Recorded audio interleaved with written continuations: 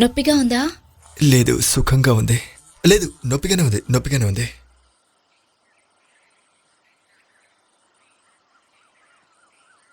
అవును, మీ పేరేంటి? తాతు. మంచి పేరు. ఇంతకీ బంగ్లాలో ఎవరికోసం వచ్చారు? అయ్యో, ఎవరికోసమో కాదండి. ఒకతను కనిపించలేదు, అతను వెతుక్కొని వచ్చాను. ఏం చేస్తాం, అవసరం నాది కదా. జాగ్రత్తగా ఉండండి. ఎందుకు? భయపడ్డానికేమీ లేదు, కానీ సస్పెన్స్ ఆపే విషయం ఏంటో చెప్పమ్మా.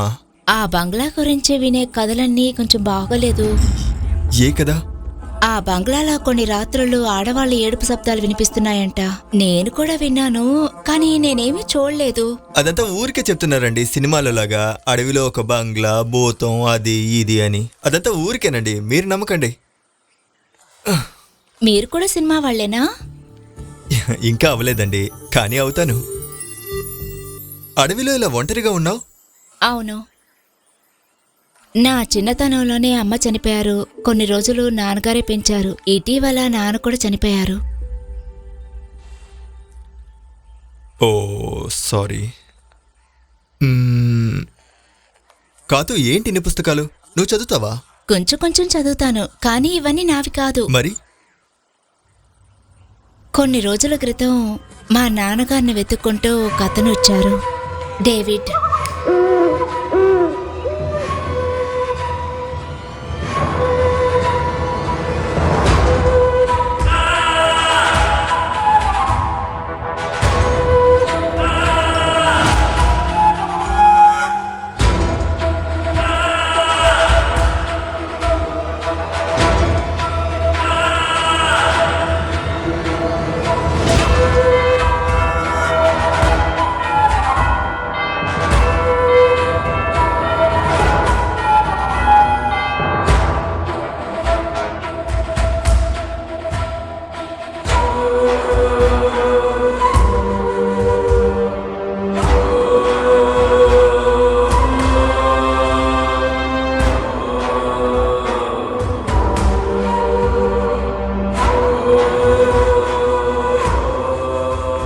అద్భుతాలు, తీరని రోగాల గురించి ఈ పుస్తకంలో రాసి ఉంది.